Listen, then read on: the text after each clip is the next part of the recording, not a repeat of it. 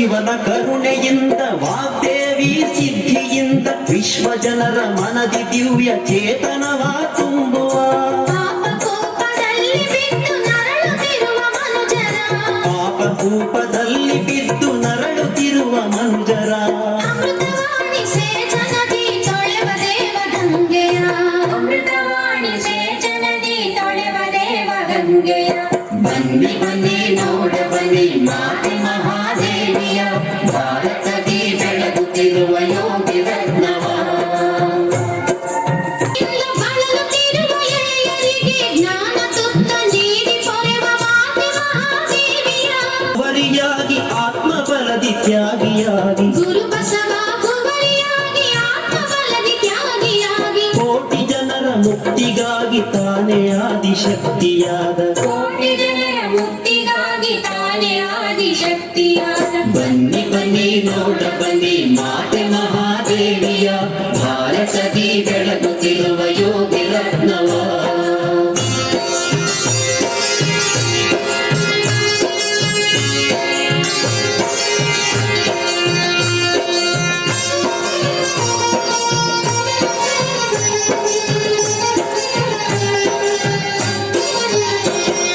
ಚಿತ್ರದುರ್ಗದಲ್ಲಿ ಜನಿಸಿ ವಿಶ್ವವೆಲ್ಲ ಸುತ್ತಿ ಬಂದ ಜ್ಞಾನಗಂಗೆ ಪರಮ ಪೂಜ್ಯ ಜಗನ್ಮಾತೆಯ ಮನುಕುಲದ ಲೇಸಿಗಾಗಿ ತನ್ನ ದಿವ್ಯ ಪ್ರಭೆಯ ಬೀರಿ ಮನುಕುಲದ ಲೇಸಿಗಾಗಿ ತನ್ನ ದಿವ್ಯ ಪ್ರಭೆಯ ಬೀರಿ ಮನದ ಅಂಧಕಾರ ನೀಗಿ ವಿಪುಲ ಕರುಣೆ ತೋರುವ ಮನದ ಅಂಧಕಾರ ನೀಗಿ ವಿಪುಲ ಕರುಣೆ ತೋರುವ ಬನ್ನಿ ಬನ್ನಿ ನೋಡ ಬನ್ನಿ ಮಾತೆ ಮಹಾದೇವಿಯ ಭಾರತದಿ ಬೆಳಗುತ್ತಿರುವ ಯೋಗಿ ರತ್ನವ ಬನ್ನಿ ಬನ್ನಿ ನೋಡ ಬನ್ನಿ ಮಾತೆ ಮಹಾದೇವಿಯ ಭಾರತದಿ ಬೆಳಗುತ್ತಿರುವ ಯೋಗಿ ರತ್ನವ ಬನ್ನಿ ಬನ್ನಿ ಕೇಳ ಬನ್ನಿ ಬನ್ನಿ ಬನ್ನಿ ಕೊಳ್ಳ ಬನ್ನಿ ಜ್ಞಾನ ಭಾಗ್ಯವ ಬನ್ನಿ ಬನ್ನಿ ನೋಡ ಬನ್ನಿ ಮಾತೆ ಮಹಾದೇವಿಯ ಭಾರತದಿ ಬೆಳಗುತ್ತಿರುವ ಯೋಗಿ ರತ್ನವ ಭಾರತದಿ ಬೆಳಗುತ್ತಿರುವ ಯೋಗಿ ರತ್ನವ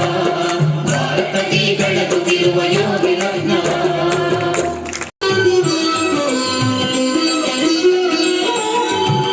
ಸವಿ ನೋಡಿ ಅಂಬಲಿಯ ರುಚಿಯಾಯಿತೆಂದು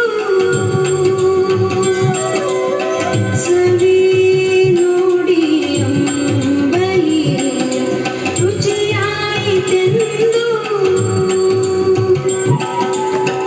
ಕೂಡಲ ಸಂಗಮ ದೇವಂಗೆ ಕೂಡಲ ಸಂಗಮ ದೇವಂಗೆ ಬೇಕೆಂದು ಕೈ ಮುಗಿವೆನಮ್ಮ ಕೂಡಲ ಸಂಗಮ ದೇವಂಗೆ ಬೇಕೆಂದು ಕೈ ಮುಗಿವೆನಮ್ಮ ನಡೆ ಚೆನ್ನ ನುಡಿ ಚೆನ್ನ ನಡೆ ಚೆನ್ನ ನುಡಿ ಚೆನ್ನ ಎಲ್ಲಿ ನೋಡಿದೊಡೆ ಚೆನ್ನ ನಡೆ ಚೆನ್ನ ನುಡಿ ಚೆನ್ನ ನಡೆ ಚೆನ್ನ ನುಡಿ ಚೆನ್ನ ಒಂದು ಅಕ್ಷರ ಸಹಿತ ಅನುಭವಕ್ಕೆ ಬಂದಿದೆ ಅನ್ನುವಂತ ಒಂದು ಹೇಳ್ತಾ ಇದ್ದೀವಿ. ಯಾಕಂದ್ರೆ ಪೂಜ್ಯ ಸ್ವಾಮೀಜಿ ಮತ್ತು ನಾನು ಸಮಾನ ವೇದಿಕೆಯಲ್ಲಿ ಸಾಗ್ತಾ ಇದ್ದೇವೆ. ಬಹುಶಃ ನಿಮ್ಗೆಲ್ಲ ಅರ್ಥ ಆಗಿರ್ಬೇಕು.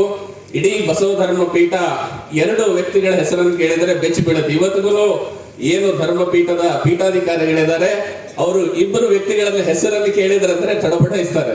ಅದರಲ್ಲಿ ಒಂದು ಪೂಜ್ಯ ಸ್ವಾಮೀಜಿ ಅವರ ಹೆಸರಾದ್ರೆ ಇನ್ನೊಂದು ಮಂಜುನಾಥ್ ಬಂಡಿ ಅವರ ಹೆಸರು.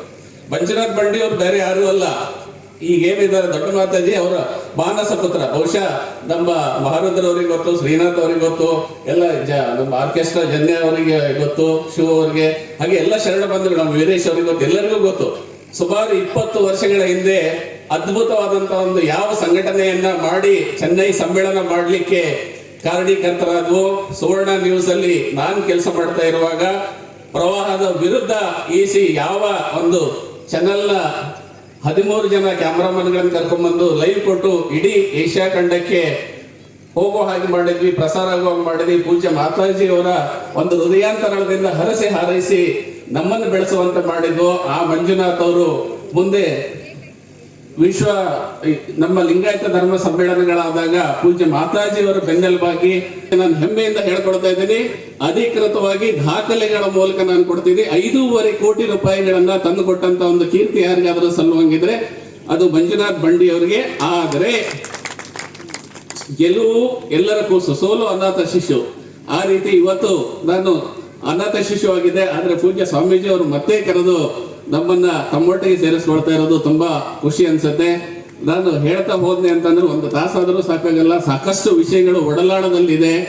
ಇವತ್ತು ಬಂಧುಗಳೇ, ಯಾವ ಒಂದು ಕಾರಣಕ್ಕಾಗಿ ಅಪ್ಪಾಜಿ ಮಾತಾಜಿ ಒಂದು ಬಸವಣ್ಣವರು ಒಂದ್ ಕಡೆ ಹೇಳ್ತಾರೆ, ನಾನು ಬಂದ ಕಾರಣಕ್ಕೆ ಚನ್ನ ಬಸವಣ್ಣವ್ರು ಬಂದ್ರು, ಅಲ್ಲಂ ಪ್ರಭುದೇವರು ಬಂದ್ರು ಅಂತ ಯಾವ ರೀತಿ ಹೇಳ್ತಾರೆ, ಆ ರೀತಿ ಪೂಜ್ಯ ಅಪ್ಪಾಜಿ ಮಾತಾಜಿ ಅವರು ಕಟ್ಟಿರುವಂತ ಈ ಒಂದು ಬಸವ ಧರ್ಮ ಪೀಠವನ್ನ ಉಳುವಿಗಾಗಿ ಪೂಜ್ಯ ಸ್ವಾಮೀಜಿ ಅವರು ಹೇಗೆ ಟೊಂಕ ಕಟ್ಟಿ ನಿಂತಿದ್ದಾರೆ, ಅವ್ರಿಗೆಲ್ಲರೂ ನಾವೆಲ್ಲರೂ ಸಾರಥಿಗಳಾಗಿ, ನಿಜ ಬಸವ ಧರ್ಮಾನುಯಾಯಿಗಳಾಗಿ, ಬಸವ ಧರ್ಮ ಪೀಠದ ಉಳುವಿಗಾಗಿ ನಾವೆಲ್ಲರೂ ಹೋರಾಡೋಣ ಅನ್ನುವಂತ ಒಂದು ಮಾತನ್ನು ಹೇಳ್ತೇನೆ.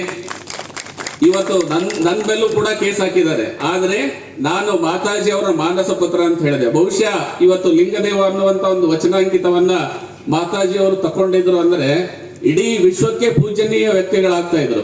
ಮಾತಾ ಅಮೃತಾನಂದ ಮೈಕಿನಲ್ಲೂ ಉನ್ನತವಾಗಿ ಬೆಳೀತಾ ಇದ್ರು.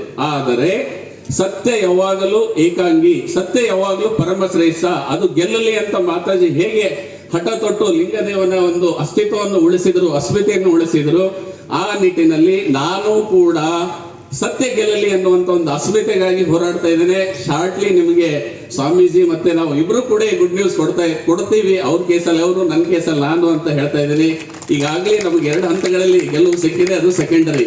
ನಾನು ಯಾಕೆ ಹೇಳ್ತಾ ಇದ್ದೀನಿ ಅಂತಂದ್ರೆ ಆ ಮಹಾತಾಯಿ ಏನಿದ್ದಾರೆ ಈಗ ಪೀಠಾಧ್ಯಕ್ಷರು, ಅವ್ರ ಬಗ್ಗೆ ನನಗೆ ಗೌರವ ಇದೆ, ಅದರೊಳಗೆ 2 ಮಾತಿಲ್ಲ.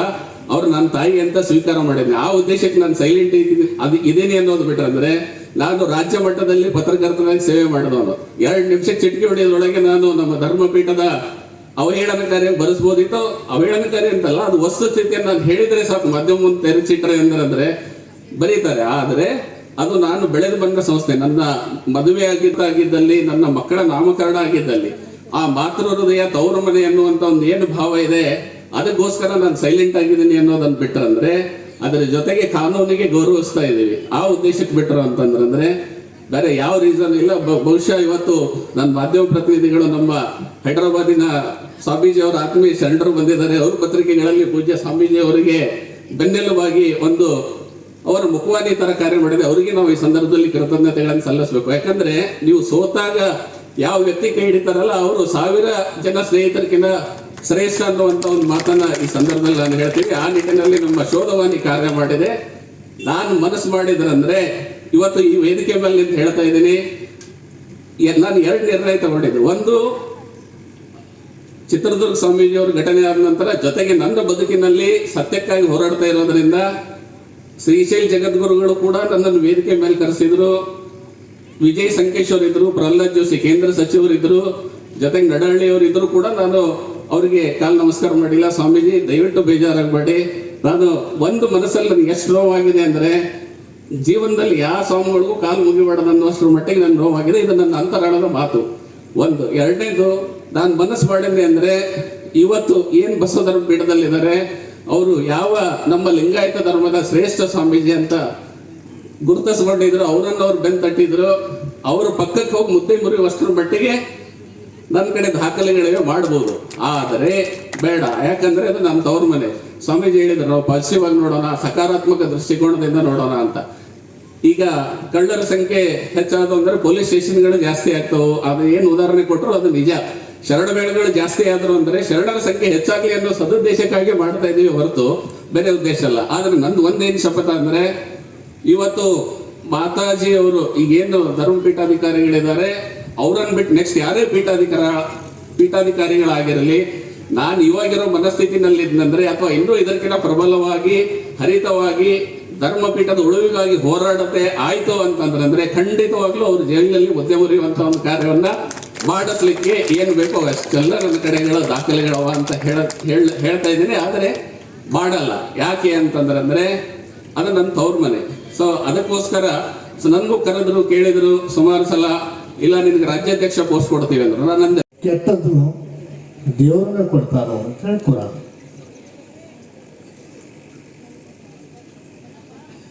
ಇದು ಒಳ್ಳೆದ್ದು ಕೆಟ್ಟದ್ದು ಅಂತಂದ್ರೆ ಯಾವುದು ನಮ್ಮ ಜೀವನದೊಳಗೆ ಒಳ್ಳೇದು ಏನೂ ಬರ್ತೈತಿ, ಆ ಪರಮಾತ್ಮ ಕಳಿಸಿಂತಾನೆ ಬರ್ತೈತಿ ನಮಗೆಲ್ಲ.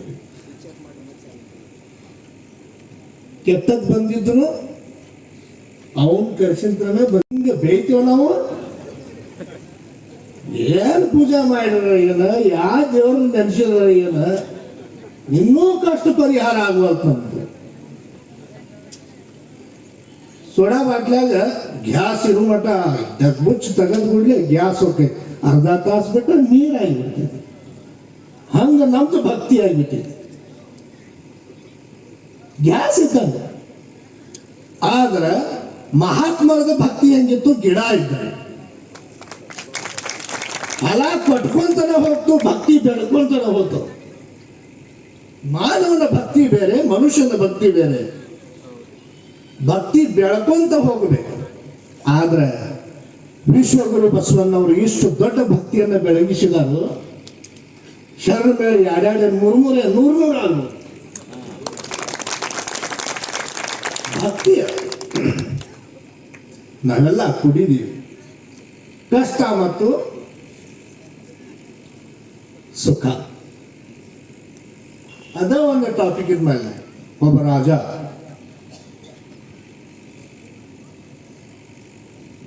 ಆ ರಾಜನಂತೆ ಒಬ್ಬ ಕಾವಲ್ಗಾರ, ಅವನ ಖಾಸ ಪಿಯೆ ಬಾಳ ಬಡು ಇದ್ದ. ಮಂತ್ರಿಗಳು ಅವ್ರು ಇವರು ಎಲ್ಲಾರು ಇರ್ತಾರಲ್ಲ, ರಾಜರಂತೆಗಿದ್ದಾಗ ಎಲ್ಲಾರು ಇರೋ. ಒಂದ್ ದಿವ್ಸ ರಾಜ ಎಲ್ಲಾರ್ಗೆ ಏನೇನು ಕೊಟ್ಟಿದ್ದ ಬಂಗಾರ, ಬೆಳ್ಳಿ, ವಜ್ರ ಏನೇನು ಕೊಟ್ಕೊಂತಾನೆ ಹೋಗಿದ್ದ. ಒಂದ್ ದಿವ್ಸ ಏನ್ ಮಾಡಿದ, ಎಲ್ಲಾರ್ಗೂ ಸಿಹಿ ಹಣ್ಣು ಕೊಟ್ಟ.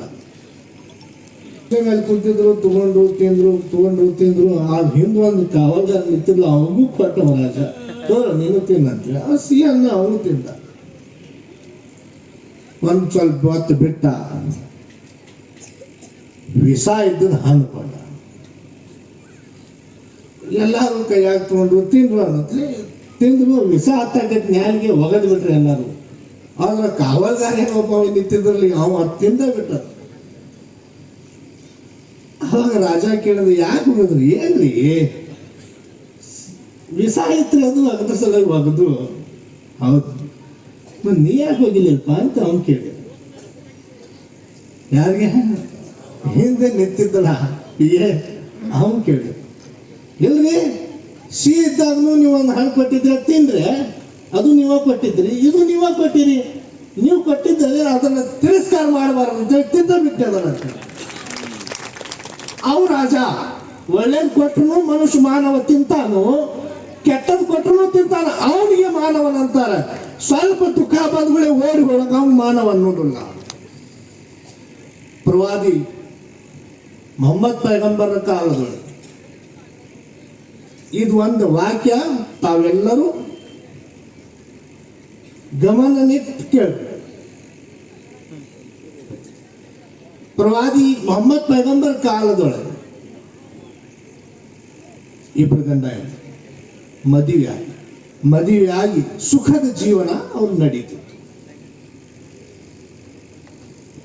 ದುಃಖ ಅನ್ನೋದು ಆ ಹೆಣ್ಣು ಮಗಳ ಮನೆಗೆ ಬಂದಾಗಿದ್ರು ನೋಡೇನ ಇತ್ತು. ದುಃಖ ಅನ್ನೋದರ ಗೊತ್ತಿದ್ದು. ಅಷ್ಟು ಸುಖದ ಜೀವನ, ಅಷ್ಟು ಪ್ರೀತಿಯ ಜೀವನ ಅವ್ರದ್ದಿಬ್ಬರದು ನಡೀತಿತ್ತು. ಕಾಲ ಕಳೀತು. ಒಂದು ದಿವಸ ಮಧ್ಯರಾತ್ರಿ ಗಂಡ ಎದ್ದ ನೀರು ಕೇಳಿದ. ನೀರು ಬೇಕಾಗಿತ್ತು, ನೀರೊಳಿಕೆ ಆಗೈತಿ ಅಂತೇಳಿ ಹೆಂಡತಿಗೆ ಹೇಳಿದ. ತನ್ನ ಧರ್ಮ ಪತ್ನಿಗೆ ಹೇಳಿದಾಗ ಆಕೆ ಎದ್ದು ಹೋದ್ಗಳು. ಎದ್ದಾಕಿನ ಹೋಗಿ ನೀರು ತಗೊಂಡು ಬರು ಅಷ್ಟರಲ್ಲಿನ ಗಂಡಿಗೆ ಮತ್ತೆ ನಿದ್ದೆ ಹತ್ತಿಬಿಟ್ಟಿತ್ತು. ಗಂಡಿಗೆ ಎಬಸಬಾರದು ಅಂಥೇಳಿ ನೀರಿನ ಚರ್ಗಿ ತಗೊಂಡು ಹಂಗ ನಿಂತು ಬಿಟ್ಲ. ಹೆಣ್ಣು ನಿಂತಲು. ಈಗ ಹೆಂಗೈತಲ್ರಿ ಚಳಿ, ಹಂಗ ಅದು ಆವಾಗಲೂ ಚಳಿನ ಇತ್ತು. ತೊಂಡ್ಯಾಗ ನಿಂತಳ್ರಿ ಪಾಪ 1 ತಾಸು 1.5 ತಾಸು ನಿಂತಳು. ಅವ್ನು ಎಚ್ಚರ ಆದ ಕೂಡಲೇ ನೋಡಿದ್ರಿ ಅವ ಹೆಂಡತಿಗೆ ನೋಡಿದ ಕೂಡಲೇ ಅಂದ, ಯಾಕೆ ಇಟ್ಟು ಮಲ್ಕೋಬೇಕಿತ್ತು ಅಂತ ಅಂದ. ಆವಾಗ ಆಕೆಂದು, ಇಲ್ರಿ ನಿಮಗೆ ನೀರು ಯಾವಾಗಾರ ಮತ್ತೆ ನೀವು ಕೇಳಿದ್ರೆ ನಿಮ್ಮ ಸೇವೆದೊಳಗೆ ನಾನು ಇದನ್ನ ಆಗಬಾರ್ದು ಅಂತೇಳಿ ನೀವು ನೀರು ಕೇಳುವಾಗ ನಾನು ನಿಮ್ಗೆ ನೀರು ಕೊಡ್ಬೇಕಂತೇಳಿ ಹಿಡ್ಕೊಂಡು ನಿಂತಿದ್ದೀನಿ. ಅಷ್ಟು ಗಂಡನ ಮೇಲೆ ಹೆಂಡತಿ ಪ್ರೀತಿ. ಇವ ಆಕಿ ಪ್ರೀತಿ ನೋಡಿ ಎದ್ದು ಹಾಸಿಗೆಯಿಂದ ಕುಂತ ಕೇಳಿದ, ಇಲ್ಲ ಇಷ್ಟು ನನ್ನ ಮೇಲೆ ಪ್ರೀತಿ ಅದಿ, ನನಗೆ ನಿದ್ದೆ ಹತ್ತಿದ್ರು ನಿನ್ನ ಎಬಸಲಿಲ್ಲ ಅಂತಂದ್ರೆ ನೀನು ನನ್ನ ಮೇಲೆ ಬಹಳ ಪ್ರೀತಿ ಅದಿ, ಇಷ್ಟ ಪ್ರೀತಿ ಇಡಾಕಿ ಹೆಂಡತಿ ಅಂತಂದ್ರೆ ನನ್ನ ಮೇಲೆ ಇಷ್ಟ ಭರವಸೆ, ಇಷ್ಟ ನನ್ನ ಮೇಲೆ ಸ್ವಾಭಿಮಾನ, ಇಷ್ಟ ನಿನಗೆ ಅಭಿಮಾನ ಐತಿ, ಇಷ್ಟ ಗೌರವ ಐತಿ ನಿನಗೆ, ಇವತ್ತು ನಿನಗೆ ಏನು ಬೇಕು ಕೇಳ, ನಾ ಕೊಡಾಕ ರೆಡಿ ಅದ. ನಿನಗೇನು ಬೇಕು ಕೇಳ, ಇವತ್ತು ನಾನು ನಿನಗೆ ಕೊಡ್ತೇನೆ. ಎಂತಂದು ನೋಡ್ರಿ, ಮತ್ತು ನಾ ಕೇಳಿದ ಬಳಕ ನೀವು ಕೊಡಾಕನೇ ಬೇಕು. ನನ್ನ ಗುರುವಿನ ಮೇಲೆ ಹಾನಿ ಮಾಡಿ ಹೇಳ್ತೇನೆ, ನೀ ಕೇಳ ನಾ ಕೊಡ್ತೇನೆ. ನೋಡ್ರಿ, ಮತ್ತೆ ಮಾತು ಹೊಳಸ್ಬಾರ್ದು ನೀವು. ಎಂತ ಎಂತ ಗುರುವಿನ ಶಿಷ್ಯನ ನಾ ಮಾತು ಹೊಳಸ್ತೇನೆ, ಹೊಳಸೋದು ಕೇಳಿ ಅದು ಚೋಡಪತ್ರ ಕೊಡ್ರಿ ನನಗೆ ಬಿಟ್ಬಿಡ್ರಿ. ಹೆಂಗೆ ಬಿಡ್ಬೇಕು ನಾ? ಇದು ನೀ ಬಂಗಾರ ಕೇಳ್ತಿ ಅಂತೇಳಿ ತಿಳ್ಕೊಂಡಿದ್ನಿ, ಮನಿ ಕೇಳ್ತಿ ಅಂತೇಳಿ ತಿಳ್ಕೊಂಡಿದ್ನಿ, ನಿನಗೆ ಏನಾರ ಬೇಕು ಅಂಥೇಳಿ ನೀ ಕೇಳ್ತಿ, ನಿನಗೆ ಬೇಕಂತ. ಆದ್ರೆ ನೀ ಕೇಳೋದು ಏನು ಕೇಳಿದಿ, ನಾ ಕೊಡಲಾರಂತ ವಸ್ತು ನೀ ಕೇಳಿದಿಲ್ಲ. ಏನಿದು? ಎಂತ ಪ್ರೀತಿ ಮಾಡೋ ಹೆಣ್ಣಿಗೆ ನಾ ಚೋಡ್ಪತ್ರ ಕೊಟ್ಟೆನ? ಆಗೋದಿಲ್ಲ. ಗುರುವಿನಂತೆ ಹೋಗೋ ನಡಿ ಅಂತೇಳಿ ಇಬ್ರು ಆಸೆಗಿಂದ್ರು ಎದ್ದು ಹಂಗೆ ಅವಸಾನದೊಳಗೆ ಗಂಡ ಹೆಂಡತಿ ಇಬ್ರು ಹೊರಗೆ ಬಿದ್ರು. ಬಿದ್ದವ ಜೋರ್ಲೇನ ಹೋಗಾಕತ್ತಿದ್ದ, ಎಡಿ ಬಿದ್ರಿಪ್ಪ ಗಂಡ. ಈ ನಮೂನಿ ಬಿದ್ರಿ. ಅವ ಮಕ ಎಲ್ಲ ಹೊಡೀತು, ಬಾಯಾಗಿಂದ ರಕ್ತ ಬರಾಕತ್ತು, ಹಾಲು ಉದುರಿದು, ತಲೆ ಹೊಡೀತು. ಅವಾಗ ಪ್ರಜ್ಞೆನೇ ಇರಲಿಲ್ಲ. ಆ ಹೇಳ್ತೇನೆ ಹಿಂದಿದ್ರೆ ಬಂದಿಲ್ಲಲ್ಲ, ಆಕಿ ಬಾಜು ಮನ್ಯಾಗ ಎಬಿಸಿ ನೀರು ತಗೊಂಡು ಅವ್ನು ನೀರು ಚಿಪ್ಪುಡಿಸಿ ಆವಾಗ ಎಬಿಸ್ಕೊಂಡಿಸಿ ನಡಿ ಗುರುಗಳಂತ ಹೋಗೋಣ ಅಂದ. ಏನೇನು ಹೊಡಿತೆಲ್ಲ ನೋಡಿದ, ಬಾಯಾಗಿಂದ ರಕ್ತ ಬರತ್ತಿತ್ತು. ಹೇಳ್ತಂದು, ದೇವ್ರು ಉತ್ತರ ಕೊಟ್ಟಿದ್ದಾನು, ನಡ್ರಿ ಮನೆಗೆ ಹೋಗೋಣ ಅಂದ. ದೇವರು ಉತ್ತರ ಕೊಟ್ಟಿದ್ದಾನು, ನಡ್ರಿ ಮನೆಗೆ ಹೋಗೋಣ ಅಂದ. ಅವಾಗ ಅವ ಗಂಡ ಅಂತಾನ, ಯಾಕೆ ನೀ ಹೆಂಗೆ ಯಾಕೆ ಕೇಳಿದಿ ಅಂದ. ಮದುವೆ ಆದಾಗಿಂತನೂ ನೋಡಾತೀನಿ, ಒಂದು ಕಷ್ಟ ನಮ್ಮ ಮನೆಗೆ ಬಂದಿರ್ಕಿಲ್ಲ. ನಾನು ಮಹಾತ್ಮರ ಬಾಯಿಲೆ ಕೇಳಿದ್ನಿ, ಯಾರ ಮನೆಗೆ ಕಷ್ಟ ಬರುದಿಲ್ಲ ಅವನ ಮೇಲೆ ದೇವರ ಕರುಣೆ ಇರುವುದಿಲ್ಲ ಅಂತೇಳಿ. ನನ್ನ ಗಂಡನ ಮೇಲೆ ಕರುಣೆ ಇಲ್ಲ, ಇಂಥ ಗಂಡ ನಿಂಬಾಟ ನಾ ಹೆಂಗೆ ಜೀವನ ಮಾಡಲಿ ಅಂತೇಳಿ ಚೋಡಪತ್ರ ಕೇಳಿದ್ನಿ. ಈಗ ಕಷ್ಟ ಬಂದೈತ್ರಿ, ನಡಿ ಮನೆಗೆ ಹೋಗೋಣ. ಕಷ್ಟ ಅಂತಂದ್ರೆ ಭಯ ಪಡಬೇಡ್ರಿ, ದೇವರು ಕೊಟ್ಟದ ಕರುಣೆಯ. ಏನ್ ಬೇಕಾದ್ರೂ ಬರಲಿ, ಎದುರಿಸುವಂತ ಶಕ್ತಿ ಮಾನವನೊಳಗೆ ಇರಬೇಕು. ಇದೇ ಮಹಾತ್ಮರು ನಮಗೆ ಕಲಿಸಿದ್ದಾರೆ, ಶರಣರ ಕಲಿಸಿದ್ದಲೇ ಇದೆ. ಏನ್ ಕಲಿಸಿದಾರೆ ಅಂದ್ರೆ, ಕಷ್ಟದೊಳಗೆ ಏನು ಬಿಡಬಾರ್ದು, ಧರ್ಮವನ್ನ ಬಿಡಬಾರ್ದು. ಧರ್ಮವನ್ನ ಬಿಡಬಾರ್ದು, ಭಕ್ತಿಗೆ ಕಡಿಮೆ ಮಾಡಬಾರದು, ಹೆಚ್ಚು ಮಾಡಬೇಕು. ಅವಾಗ ಎಷ್ಟೆಷ್ಟು ಕಷ್ಟ ಬರ್ತೈತಿ ಅಷ್ಟೆಷ್ಟು ಭಕ್ತಿ ಹೆಚ್ಚಾಗ್ಬೇಕು. ನಮ್ದು ಎಂತೆಂಥ ಅಪವಾದಗಳು ನಮ್ಮ ಮೇಲೆ ಬರ್ತಾವು, ಅವನ ಮೇಲೆ ಪ್ರೀತಿ ಹೆಚ್ಚಾಗ್ಬೇಕು. ನಾವು ಆವಾಗನ ಅವನಿಂದ ನಾವು ಫಲ ಪಡ್ಕೋತೀವಿ. ಇದೇ ಧರ್ಮ. ಯಾವ್ದು ಬೇಕಾದ ಧರ್ಮದೊಳಗಿರ್ಲಿ, ಇದಾದ ಅಂತ ಹೇಳಿ ಹೇಳಾಕತ್ತಿಲ್ಲ. ಎಲ್ಲ ಧರ್ಮದೊಳಗೂ ಭಕ್ತಿ ಯಾವಾಗ ಹೆಚ್ಚಾಕೈತಿ, ಆವಾಗ ನಮ್ಮ ಧರ್ಮದ ಶಕ್ತಿನೂ ಹೆಚ್ಚಾಗಬಾರ್ದು.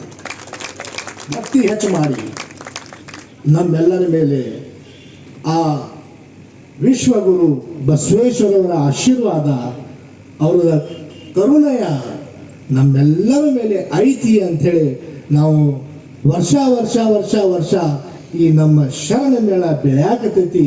ಇದ ಬೆಳ್ಕೊಂತ ಬೆಳೀಲಿ ಅಂಥೇಳಿ ನಾನು ಹಾರೈಸ್ತೀನಿ. ಅವ್ರದ್ದು ಆಶೀರ್ವಾದ ನಮ್ಮ ಮೇಲೂ ಇರಲಿ ಅಂಥೇಳಿ ನಾ ಹೇಳಿದ ಮಾತೊಳಗೆ ಏನಾರ ತಪ್ಪ ಕರಿ ಆದ್ರೆ ಕ್ಷಮಿಸ್ರಿ ಅಂಥೇಳಿ ನಿಮ್ದೊಳಗೆ ಕ್ಷಮೆ ಬೇಡ್ತೀನಿ. ನಾನು ಹೆಚ್ಚು ನನಗೆ ಕನ್ನಡ ಮಾತಾಡಕ್ಕೆ ಬರೋದಿಲ್ಲ, ಅದರ ಸಲುವಾಗಿ ನನಗೆ ತಿಳಿದಷ್ಟು ನಾ ಮಾತಾಡಿದ್ದೀನಿ. ತಾವೆಲ್ಲರೂ ಇನ್ನೂ ನಮ್ಮ ಶರಣರು ಹೋದ ವರ್ಷದಿಂದ ಸ್ವಲ್ಪ ಆಚೆ ಕಡಿಮೆ ಕಾಣತ್ತಾರೋ ಹೋಗಿರ್ಬೇಕು. ಕೂಡಲ ಸಂಗಮದೊಳಗೆ ಇದು ಕೂಡಲ ಸಂಗಮ ಅಂತೇಳಿ ಬಸವೇಶ್ವರವ್ರದ ಇದು ಏನಂತಂದ್ರೆ ಎಲ್ಲಾ ಧರ್ಮದ ಒಂದು ಸಂಗಮ ಇದು ಅಂತೇಳಿ ಅದು ಬಸವಣ್ಣವ್ರು ಹೇಳಿದ. ಇವನ್ ಯಾರವ ಎಂದೆನಿಸಿದಿರಯ್ಯ, ಇವನಮ್ಮವ ಎಂದೆನಿಸಿದಯ್ಯ. ಕೂಡಲ ಸಂಗಮ ದೇವಯ್ಯ ನಿಮ್ಮ ಮನೆಯ ಮಗನೆಂದು ಎನಿಸಿಲ್ಲ. ಯಾರು ಹೇಳಿದ ಮಾತು? ನಾವು ಯಾರ ಹಾದಿ ಮೇಲೆ ನಡೆಯಾತೀವಿ ಅವ್ರು ಹೇಳಿದ್ದು ಮಾತು. ಇದು ಒಂದು ವಚನ ನಮ್ದು ಒಳಗೆ ವಚನ ಆದ್ರ ನಮ್ಮಂತ ಮಾನವನ ಈ ಜಗತ್ತಿನದೊಳಗೆ ಯಾರು? ಇದು ಒಂದು ವಚನ. ಮತ್ತ ಶರಣ ಮೇಳದಾಗಿದ್ದಾಗ ನಾವು ಒಂದು ನಮೂನಿ ಇದ್ದು ಮತ್ತು ಮೇಲೆ ಬಿಟ್ಟು ಹೊರಗೆ ಹೋದ್ವು ಅಂತಂದ್ರೆ ಭೇದ ಭಾವ ಬಂತು ಅಂತಂದ್ರೆ ಅವ ಮಾನವ ಆಗಿರುವುದಿಲ್ಲ, ಮನುಷ್ಯ ಅಷ್ಟೇ ಇರ್ತಾನೆ. ಮಾನವ ಇರುವುದಿಲ್ಲ. ಮಾನವಿಗೆ ಮನುಷ್ಯನಿಗೆ ವ್ಯತ್ಯಾಸ ಇದೆ, ಬಹಳ ವ್ಯತ್ಯಾಸ ಇದೆ. ಮಾನವದಲ್ಲಿ ಮಹಾತ್ಮದ ಕರುಣೆ ಇರ್ತೈತಿ, ಅವನು ಮಾನವ ಅಂತಾರ. ಮನುಷ್ಯ ಅಂತಂದ್ರೆ ಹಂಗ ಉಂಡ ತಿಂದ ಒಂದು ದಿವಸ ಜಗತ್ತು ಬಿಟ್ಟು ಹೋಗಂಗ ಮನುಷ್ಯ. ಈಗ ನಮ್ಮ ಮಕ್ಕಳು ಮರಿಮಕ್ಕಳು ಆ ವಿಶ್ವಗುರು ಬಸವೇಶ್ವರವರ ಹೆಸರನ್ನ ಬೆಳಕಿನೊಳಗೆ ಇನ್ನೂ ಬರಲಿ ಅನ್ನುವಂಥ ಭಾವನೆಗಳನ್ನು ಇಟ್ಕೊಂಡು ಆ ಭಕ್ತಿಯನ್ನು ಇಟ್ಕೊಂಡು ನನ್ನೊಂದು ಎರಡು ಮಾತುಗಳನ್ನು ಮುಗಿಸ್ತೇನೆ. ಜೈ ಹಿಂದ್, ಜೈ ಕರ್ನಾಟಕ. ಈಗ ಏನು ಮಾಡ್ಬೇಕಂತ ನಾವು ರಾತ್ರಿ ಹಿಂಗೆ ಹತ್ತಕ್ಕೆ ಮಾತಾಡೋದು ಕುಂತಿದ್ದೇವೆ. ಕುಂತಾಗ ಮಾತಾಜಿ ಕೇಳಿದಾಗ ಈಗ ಏನು ಮಾಡ್ತೀರಿ ಮಾತಾಜಿ ಕೆಲಸ ಅಂದ್ರೆ ಈಗ ಏನಿಲ್ಲ, ಅದು ಒಂದೇ ಉದ್ದೇಶ. ಬಸವ ಕನ್ನಡದಾಗ ಇರ್ತಕ್ಕಂಥ ಎಲ್ಲ ಸೆಂಡ್ರಿಗೆ ಮಹಾರಾಷ್ಟ್ರ ಇರಲಿ, ತಮಿಳ್ನಾಡು ಇರಲಿ, ಕರ್ನಾಟಕ ಇರಲಿ, ಎಲ್ಲ ಸ್ಟೇಟ್ದಾಗ ಇರ್ತಕ್ಕಂಥ ಎಲ್ಲರಿಗೂ ಪ್ರಚಾರ ಮಾಡಿ ಒಂದೇ ವೇದಿಕೆ ಮೇಲೆ ಸೇರಿಸ್ತಕ್ಕಂಥ ಕೆಲಸನೂ ಮಾಡ್ಬೇಕಂತ ಒಂದು ಉದ್ದೇಶ ಇದೆ ಅಂತಂದ್ರು. ಅಷ್ಟೇ ಮಾಡಿದ್ರು. ಇವತ್ತು ನಮಗೆ ಭಾಳ ದುಃಖ ಆಗ್ಲತ್ತದ. ಮಾತಾಜಿ ಬಂದ್ರೇನು ಮಾಡಿದ್ರೇನು ಇದು ಏನಾಗ್ಲತ್ತದ ಅಂತ. ಇದೇ ಮಾತಾಜಿ ಕೆಲಸ. ಮಾತಾಜಿ ಇದ್ದ ಸಹಿತ ಎಷ್ಟೋ ಸಲ ನನ್ನ ಎದುರು ಮಾತಾಜಿ ಹತ್ತು ಕಣ್ಣೀರು ಹಾಕ್ಬೇಕು. ಈ ಸಿದ್ದರಾಮ ಸ್ವಾಮಿನೇ 8 ಸಲ ನಿಮ್ಗೆಲ್ಲ ಗೊತ್ತಿದ್ರಿ ಪಾಪ. ಕಲ್ಯಾಣ ಬರ್ಕ ಅಷ್ಟೇ ಬರ್ತಿದ್ರಿ ನೀವು. ಆದ್ರೆ ಮಾತಾಜಿಯವರು ಬಂದಾಗ ಅವ್ರು ಎಷ್ಟು ತ್ರಾಸ ಕೊಟ್ಟರು. ಇವ ಸಿದ್ದರಾಮ ಸ್ವಾಮಿ, ಗಂಗಾ ಮಾತಾಜಿ ಎಲ್ಲ ಏನು ತ್ರಾಸ ನನಗೆಲ್ಲ ಗೊತ್ತದ. ಆದ್ರೆ ಆ ಸಂಸ್ಥೆ ಬಗ್ಗೆ ಏನಾದ್ರು ನಮಗೆ ಮಾತಾಡ್ಬೇಕಾದ್ರೆ ನಮ್ಗೆ ಸ್ವಲ್ಪ ಅದು, ಯಾಕಂದ್ರೆ ನಮ್ಗೆ ತಾಯಿ ಆಸ್ತಿ ಅದು ನಮ್ಮ ತಾಯಿ ಆಸ್ತಿ ಅದ. ನಮಗದು ಒಳ್ಳೇದಾಗಲಿ ಪರವಾಗಿಲ್ಲ, ಕೆಟ್ಟದ ಅಂತ ನಾವು ಕೆಟ್ಟದ ಹಾಕ್ಬಿಡೋದು. ಶಿವರಾಜ್ ಪಾಟೀಲ್ ಅತಿ ಒಳ್ಳೆದು. ಅವ್ರು ಇಡೀ ಜೀವನದೊಳಗೆ ಹೊಂಟೈತಿ. ಪೊಲೀಸ್ ಕೇಸ್, ಬೀದರ್ದಾಗಿದ್ದ ಪೊಲೀಸ್ ಕೇಸ್, ಅದು ಬಸವಕಲ್ಯಾಣಕ್ಕೆ ಬಂದರು 18 ವರ್ಷ ಪೇಶಿ ಮಾಡಿದ್ರು. ಅವ್ರಿಗೆ ಯಾವ ಸಜಾ ಕೊಟ್ಟರು ಅವ್ರಿಗೆ? ಪಾಪ ಅವ್ರಿಗೆ ಏನ್ ಬೇಕೈತೆ ಹೇಳಿ? ಒಂದು ಸಂಸ್ಥೆದ ದುಡ್ದು ಕಸಿ ಎಷ್ಟು ಅವಮಾನ ಮಾಡೋದು ನನಗೇನು ಬೇಕೈತೆ ಹೇಳಿ? ನನಗೇನು ಬೇಕೈತೆ ಹೇಳಿ? ನಂದೊಂದು ಕೆಲಸ ಏನು ರೂಲ್ ನಾ ಮಾಡಿದ್ರೆ ನನಗೇನು ಸಜಾ ಕೊಟ್ಟರು? ನಾನು ಚನ್ನಬಸವ ಸ್ವಾಮಿ, ಸತ್ಯಜೀವ ಮಾತಾಜಿ ಒಂದು ಮಾಡ್ಬೇಕಂತ ಉದ್ದೇಶ ಇತ್ತು. ನಂದು ಏನು ಬಿದ್ದಿಲ್ಲ. ನಾನು ರೊಕ್ಕ ಬಿಡಿಲ್ಲ, ಪಾಕಿ ಬಿಡಿಲ್ಲ, ಇದು ಕುರ್ಜಿ ಬಿಡಿಲ್ಲ, ಟೇಬಲ್ ಬಿಡಿಲ್ಲ, ಏನೂ ಬಿಡಿಲ್ಲ. ಇವ್ರಿಗೆ ಒಂದು ಮಾಡಿ ಕೂಡಿಸ್ಬೇಕು. ಒಂದು ಮಾಡಿಸಿದ್ ನಾನು ಒಬ್ಬ ಎಡಿಷನಲ್ SP ಅವ್ರ ಜೊತೆ ಎದುರು ಕೂಡಿಸಿ ಕಾಂಪ್ರಮೈಸ್ ಮಾಡಿಸ್ಕಳಿಸಿ ಪೇಪರ್ದ ಹಾಕ್ಲಕ್ಕೆ ಹಚ್ಚಿದ್. ಇದಕ್ಕಿಂತ ದೊಡ್ಡ ಕೆಲಸ ಮಾಡ್ಬೇಕು. ಅರೆ ಯಾವ ಮನುಷ್ಯ ಸಾಲಿನೇ ಕಲ್ತಿಲ್ಲ. ಅವನಿಗೆ SP ಅಂದ್ರೆ ಏನು ಗೊತ್ತಾ, DC ಅಂದ್ರೆ ಗೊತ್ತಾ, AC ಅಂದ್ರೆ ಏನು ಗೊತ್ತಾ? ಅವ್ರು SP ಇದ್ರೆ ಅವ್ರಿಗೆ ಚಪರಸಿ ಕಾಣಿಸ್ತಾರ. ಅಂಥವ್ರು ಗಂಗಾ ಮಾತಾಜರು ಮಾಡಿದ ಪೇಪರ್ ಸ್ಟೇಟ್ಮೆಂಟ್ ಕೊಟ್ಟರು. ಪೇಪರ್ ಸ್ಟೇಟ್ಮೆಂಟ್ ಕೊಟ್ಟು ರಾತ್ ಚೇಂಜ್ ಆಗಿ ಮತ್ತೆ ಚನ್ನಬಸವ ಸ್ವಾಮಿ ಹೊರ ಹಾಕೋದು. ದೊಡ್ಡ ಮಾತಾಜರು ಹಿಂಗೆ ಯಾವಾಗ ಮಾಡಿರಿ? ಬಾಯ್ದ ಒಂದ್ಸಲ ಮಾಹಿತಿ ಹೋಯ್ತಂದ್ರೆ ಅವ್ರು ಜೀವ ಹೋದ್ರೆ ಅವ್ರು ವಾಪಸ್ ತಿರುಗಿಸಿ ಹೋಗ್ತಿದ್ರು. ಅದಕ್ಕೆ ನಮಗೇನು ಅದು ದುಃಖ ಆಗ್ಲತ್ತಂತಂದ್ರೆ ಅದು ಸಂಸ್ಥೆ ಹೆಂಗಿತ್ತು, ಅದು ಎಕಡೆ ಹೋಗ್ಲತ್ತದ, ಅದಕ್ಕೆ ನಮಗೆ ದುಃಖ ಆಗ್ಲತ್ತದ. ಏನೇ ಆದರೂ ಕೂಡ ಚನ್ನಬಸವ ಸ್ವಾಮಿ ಅವ್ರು ನಮ್ದು ಮಾತಾಜಿಯ ಮಕ್ಕಳಿಗೆ, ಮಾತಾಜಿಯವ್ರ ಅಣ್ಣತಮ್ಮರಿಗೆ, ಮಾತಾಜಿಯವರು ಈ ಸಾಮ್ರಾಜ್ಯ ಬೆಳೆಸೋರು ಅವ್ರಿಗೆ ಹಿಡ್ಕೊಂಡು ಹೋಗ್ತಾ ಇದ್ದಾರ. ನನಗೆ ಅದು ಭಾಳ ಸಂತೋಷ ಆಗ್ಯದ. ಆದ್ರೆ ಇದು ಬಹಳಷ್ಟು ದಿನ ನಾ ದಯಮಾಡಿ ಮುಂದಿನ ಸಲ ಕಲ್ಯಾಣಪುರದಲ್ಲಿ ಆದಷ್ಟು ಹೆಚ್ಚಿನ ಜನಸಂಖ್ಯೆ ಬರಲಿ. ಅಲ್ಲಿ ಏನು ಖರ್ಚೆ ವೆಚ್ಚ ಆದರೂ ನನಗೆ ದೇವ್ರು, ನನ್ನ ಮಾತಾಜಿಯವರು ನಾನು ಅವಾಗ ನಂದು ಒಂದು ಎಷ್ಟಡಿ ದುಕಾನ್ ಇತ್ತು, ನಾ ಡೈಲಿ 200 ರೂಪಾಯಿ ಗಳಿಸ್ತೀನಿ. ಆದ್ರೆ ಅಂಥ ಸಮಯದಾಗ ನಾ ಮಾತಾಜಿಯವರು ಹೇಳಿದಂಥ ಯಾವುದೇ ವಿಷಯ ನನಗೆ ಮೀರಿಲ್ಲ. ಇವತ್ತು ಮಾತಾಜಿಯವ್ರ ಆಶೀರ್ವಾದದಿಂದ ನನಗೆ ದೇವ್ರು ಎಷ್ಟು ಕೊಡ್ಬೇಕಾಯ್ತು ಅದಕ್ಕಿಂತ 100 ಪಟ್ಟು ನನಗೆ ಹೆಚ್ಚು ಕೊಡ್ತಾ ಇದ್ದಾನೆ.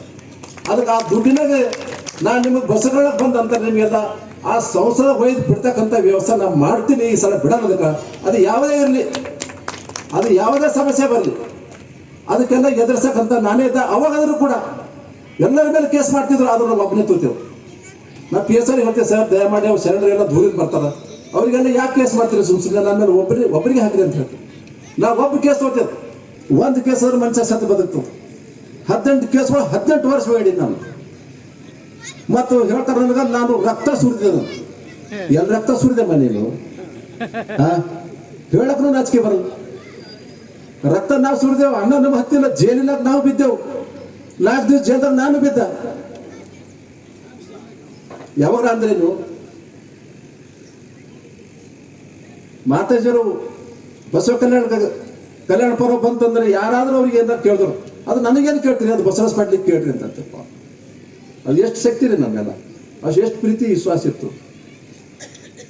ನಾ ಇವ್ರಿಗೆ ವಂಚಗಿ ಮಾಡ್ಬೇಕಂತ ನಾ ಒಂದು ಮುದ್ದ ತೊಗೊಂಡು ಹೋದ, ಇವಾಗ ಕನಕಲ್ಲ ಹೊಂಟಾರ ಬಸವರಾಜ ಪಾಟೀಲ್ ಅಂತೇಳಿ ನಾನು ತೆಗೆದ್ಬಿಟ್ಟು ಖರೆ ತೆಗೆದಿರ್ತಾರೆ. ಚಲೋ ಮಾಹಿತಿ ನಾವು ನಮ್ಗೆ ತೆಗೆದ್ರೆ ಸಂತೋಷ ಆಯ್ತು. ನನ್ನ ಜಗದ ಒಂದು ಒಳ್ಳೆ ಮನುಷ್ಯ ನಿಂದ್ರಿ. ನಿಮಗೆ ಚಪ್ಪಲಿ ತೋರಿಸೋರಿಗೆ ಅಧ್ಯಕ್ಷ ಮಾಡ್ತೀರಿ? ಒಬ್ಬ ಬಡವನಿ ಮಾಡ್ರಿ, ಒಳ್ಳೆ ಕ್ಯಾರೆಕ್ಟರ್ ಇದ್ದವನಿ ಮಾಡ್ರಿ. ಇಡೀ ನಮ್ಮ 5-6 ವರ್ಷ ಸ್ವತಂತ್ರವಾಗಿ ಆ ಬಸವ ಚೌಕದಾಗ ನಿಂತು ಚಪ್ಪಲಿ ತೋರಿಸದಂತ ವ್ಯಕ್ತಿ ನೀವು ಅಧ್ಯಕ್ಷ ಮಾಡಿದ್ರಲ್ರಿ. ನಾನು ಬಸವ ಕಳೆದಾಗ ಇವತ್ತು ಎಲ್ಲ ಜನ ನಮಗೆ ಮಾತಾಡ್ತಾ ಇರ್ತಾರ, ಏನ್ರಿ ಗೌಡ್ರೆ ನಿಮ್ಗೆ ಯಾರು ಮನುಷ್ಯರು ಸಿಕ್ಕಿಲ್ಲೇನ್ರಿ? ಅದು ಎಷ್ಟು ಅವಮಾನದ ಮಾತು ಅದು. ನನಗೇನು ಬೇಕೈತೆ ಅಷ್ಟೆಲ್ಲ ಕೇಸ್ ತಗೊಬಲ್ಕ ನನ್ನ ಮೇಲೆ. ನಮ್ಮ ಮಾತಾಜಿಯವ್ರಿಗೆ ಮಾತಾಜಿ ಅಂತ ತಿಳಿದ ನನ್ನ ತಾಯಿ ಅಂತ ತಿಳ್ಕೊಂಡಿದ್ದು ನಾನು, ಅದು ಆಸ್ತಿ ನನ್ನ ತಾಯಿದ ಅಂತ ತಿಳ್ಕೊಂಡು. ಅಲ್ಲಿ ಏನೋ ಒಂದು ಕಟ್ಟಿ ಮೇಲೆ ನುಕ್ಸಾನ ಅಂತಂದ್ರೆ ಅದು ನನ್ನ ಮನೆ ಅಂತ ತಿಳ್ಕೊತಿದ್ದ. ಎಷ್ಟು ಅವಮಾನ ಇದೆ ನಮ್ದು. ಸುಮ್ಮ ಆ ತಾಯಿನ ಸೇವಾ ಮಾಡೀನಿ, ಆ ತಾಯಿ ಹೆಸರು ನನ್ನ ಜೊತೆ ಅದ ಅಂತೇಳಿ ನಾ ಈ ಸ್ಥಾನಕ್ಕೆ ಬಂದಿಲ್ಲ. ನಾನು ಸೈಕಲ್ ತೊಗೊಳಕ್ಕೆ ನನ್ನ ಶಕ್ತಿ ಇದ್ದಿಲ್ಲ, ನಾನು ಇಮ್ಮಾಂತರೇ ದುಡ್ದಿನಿ. ನಾನು ಮಾತಾಜಿ ಜೊತೆ ಮಾತಾಜಿ ಮೇಲೆ 10 ರೂಪಾಯಿ ತಗೋಬೇಕಾದ್ರೆ ನಾನು ಮತ್ತೆ ಎಲ್ಲ ಮಾಡಿದೆ. ಆದ್ರೆ ಮಾತಾಜಿ ಮೇಲೆ ಒಂದು ಗುಣ ಇತ್ತು.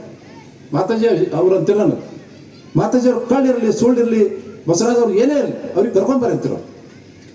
ಬಸವೇಶ್ವರ ದೇವಸ್ಥಾನ ಪಂಚಕಪಟ ಬಸವರಾಜ್ ಕರ್ಕೊಂಬರಿ, ಮಾತಾಜಿ ಭಾಳ ವಿರೋಧ ಅವ್ರು ಮಾಡಿ ನೀವು ಕರ್ಕೊಂಡ್ಬರ್ರಿ ಬಂದಿತ್ತು. ಎಂಥ ಗುಣ ರೀ ಅವ್ರದ್ದು.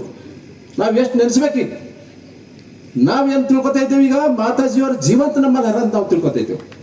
ಆದ್ರೆ ನೀವೇ ತಿಳ್ಕೊತಾ ಇದ್ದೀರಿ ಮಾತಾಜಿಯವ್ರು ಸತ್ತಾರ, ನಮ್ಗೇನು ಕೇಳ್ತಾರೆ ನಾವು ಆಯುಷ್ ಮಾಡ್ತೇವೆ ಅಂತ ಅವ್ರು ತಿಳ್ಕೊಳ್ತಾರೆ. ನಮ್ಮ ಮಧ್ಯದಾಗ ಇಷ್ಟೇ ಫರ್ಕ್ ಅಲ್ಲ. ಚನ್ನಬಸವ ಸ್ವಾಮಿ ನೀವೆಲ್ಲ ನಾವೆಲ್ಲೇನು ಕುಂತಿದ್ದೇವೆ, ನಾವೆಲ್ಲ ಅಂತೇವೆ ಮಾತಾಜಿಯವ್ರ ಹರ ಅಂತೇಳಿ ನಾವು ಅಂಜಿ ಮಾಡಿ ನಡೀತಾ ಇದ್ದೇವೆ. ಅವ್ರಿಗೆ ನಮ್ಮ ಮಧ್ಯದಾಗ ಇಲ್ಲ ಅಂತ ಕೂಡ ಅವ್ರು ನಡೀತಾ ಇರ್ತಾರೆ. ಒಂದಿನ ಜಯ ನಮ್ದೇ ಆಗ್ತದೆ, ಇದು 100%. ಯಾಕೆ 20 ವರ್ಷ ಕಷ್ಟ ನೋಡಿ ನಾನು ಇದೇ ಬಸವ ಕಲ್ಯಾಣದಾಗ. ನನ್ನ ಜೊತೆ ಕಲ್ಯಾಣ ಪರ್ವ ಇದ್ದಾಗ 4 ಜನ ಇದ್ದರು. ಫಸ್ಟ್ ಪೊಲೀಸ್ ಕೇಸ್ ಆಗೋಣ ಏನಾದ್ರು ಓಡೋಗ್ಬಿಟ್ರು ನಾವು ಒಬ್ಬನೇಗಳು. ಆದ್ರೆ ನನಗೊಂದು ಶಕ್ತಿ ಇತ್ತು, ಮಾತಾಜಿ ಶಕ್ತಿ ಇತ್ತು. ಮಾತಾಜಿ ಅಂತೀರು ಬಸವರಾಜ್ ಅದೆಲ್ಲ ಹೋಗ್ಬಿಟ್ರೆ ನೀವು ಹಿಂದಿದ್ದೆ ಅಂತ. ಸುಭಾಷ್ ಪಾಟ್ಲ್ ಅವ್ರು ಎಲ್ಲ ಪಾಪ ಲಿಂಗಕ್ಕಾಗಾರ, ಶಿವಶರಣ ಪಾಟ್ಲ್ ಅವರು, ಅತಿವಾಳ ಪಾಟ್ಲ್ ಅವರು, ಮನ್ಮಥಯ್ಯ ಸ್ವಾಮಿ ಅವರು, ಇವರೆಲ್ಲ ನಮಗೆಲ್ಲ ಪಾಪ ಸಪೋರ್ಟ್ ಮಾಡಿದಂತ. ದುಡ್ಡು ನಮಗೆ ಯಾರು ಕೊಡ್ತಿದ್ದಿಲ್ಲ, ಧೈರ್ಯ ಕೊಡ್ತಿದ್ರು. ನಮಗೆ ಧೈರ್ಯನೇ ಬೇಕಿತ್ತು, ನಮ್ಗೆ ದುಡ್ಡು ಬೇಕಿದ್ದಿಲ್ಲ. ಇಷ್ಟೆಲ್ಲ ಆದ್ಮೇಲೆ ಇದು ನಮ್ಗೆ ಭಾಳ ದುಃಖ ಆಗ್ಲತ್ತದ.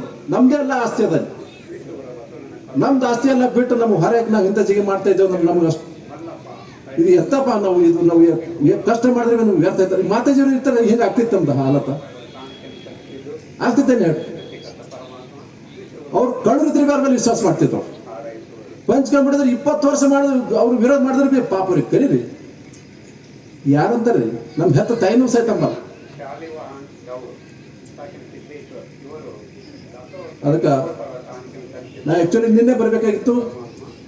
ನನಗೆ ಸ್ವಲ್ಪ ನಮ್ದು ಸುಧಳೆ ಸ್ವಲ್ಪ ಸೀರಿಯಸ್ ಹಾಸ್ಪಿಟಲ್ದಾಗ ಅಡ್ಮಿಟ್ ಇರ್ಲಿಕ್ಕಾಗಿ ನನಗೆ ಸ್ವಲ್ಪ ಬರ್ಲಿಕ್ಕೆ ಆಗಲಿಲ್ಲ. ಅದಕ್ಕೆ ನಾನು ರಾತ್ರಿ 9 ಗಂಟೆಗೆ ಬಿಟ್ಟು ಅಲ್ಲಿಂದ ಇಲ್ಲಿ ಬಂದೀನಿ. ಅದಕ್ಕೆ ನಾನು ಇಲ್ಲಿ ಕರೆಸಿ ಚನ್ನಬಸವ ಸ್ವಾಮಿಯವ್ರು ಮಾತಾಡಲಿಕ್ಕೆ ನಿಮ್ದೆಲ್ಲ ನನಗೆ ಒಂದೇ ಉದ್ದೇಶ ಏನಪ್ಪ ಅಂದ್ರೆ, ಚನ್ನಬಸವ ಸ್ವಾಮಿಯವ್ರು ಹೋದ್ರೆ ಅಲ್ಲಿ ನನ್ನ ಮಾತಾಜಿಯವರೇ ಸಿಗ್ತಾರೆ, ನಂಗೆ ಎಲ್ಲರೂ ಮಾತಾಜಿ ಹೃದಯಗಳು ಸಿಗ್ತಾರೆ ಅಂತ ಹೇಳಿ ನನಗೆ ಒಂದು ಖಾತ್ರಿ ಇತ್ತು. ನಾನು ಹೋದ್ರೂ ಅಲ್ಲಿ ಎಲ್ಲ ಅವೇ ಕೊಂಡಿ ಮೆಚ್ಚಗಳು ಸಿಗ್ತಾರೆ.